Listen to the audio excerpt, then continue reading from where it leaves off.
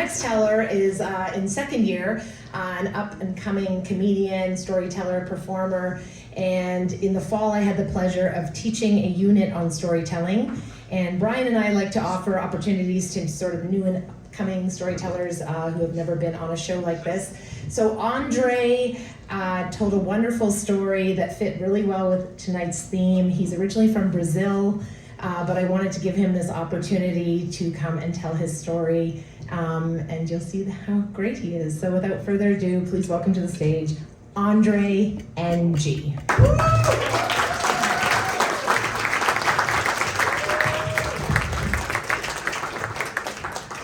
Good evening, everybody. My name is André. I am from Brazil. One thing I know about myself is I have terrible first impressions. I am that type of guy whose girlfriend needed to explain to her friends why she's with me, you know? But I also know that I grow on people, like especially women. With enough conversation, I can turn that "you know" into an "I guess." And this is what happened to this way out of my league, very pretty girl called Lua. This was back in Brazil. We met online, we talked for a few months.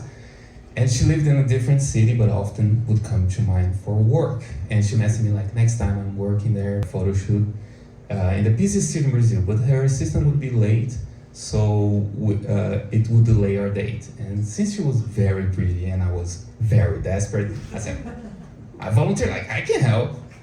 And she's like, oh, perfect. Meet me at the subway at 5 p.m. So I needed to take a bus that would take an hour or so. Like, I make everything I can to get there on time. 5 p.m. sharp, I am there. 5:15, she messaged me she won't be there at 5. But she was like really pretty and was like, don't worry, just text me when you're here. 2 hours later, she messaged me, I'm here. It's annoying, but she was pretty. I go to meet her in person. She was really pretty. And she's standing next to this like model. She was dressed in all silver garments. She was like a silver punk hero, like a big high heel boots, a spray painted Nerf gun. And that would be like the model. So since she's a Brazilian model, let's call her Giselle.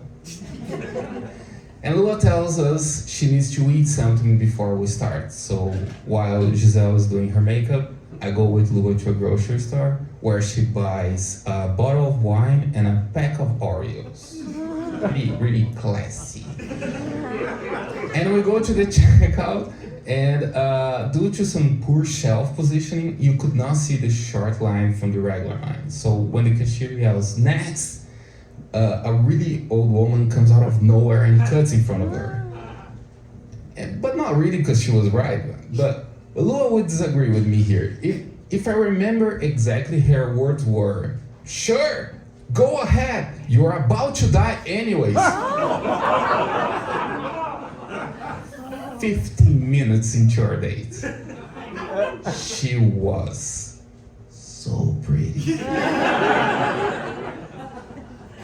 We go back, she started drinking the wine by herself. She offered us, but she's not that rude to younger people. But we thought, we're about to start working, better enough. I don't think that thought ever crossed her mind. Like, I think that was part of her artistic process, actually.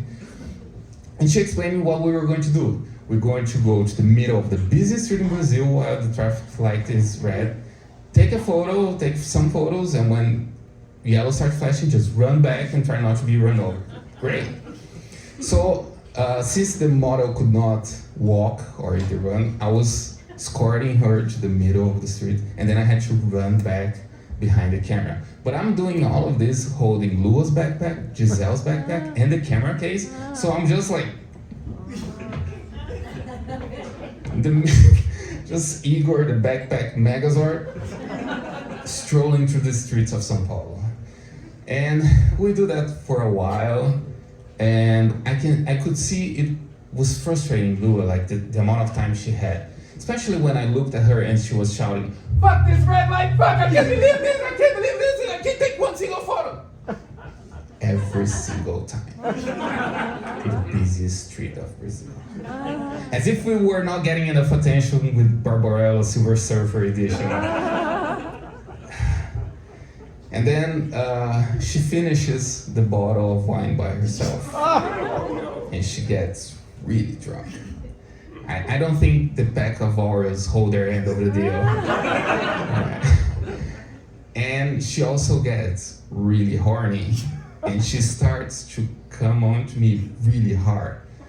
But I am holding 3 backpacks, sweating from all the running, with the model perched on my arm as if I'm the most eccentric falconer. And this really drunk photographer is saying things like, I can't wait for this to be over so I can kiss you. And I'm saying, oh, I'm glad this is the thing you're professional about. And eventually finish the street part, and we have to go to one last location where there are neon signs there. So we just finished the photo shoot there.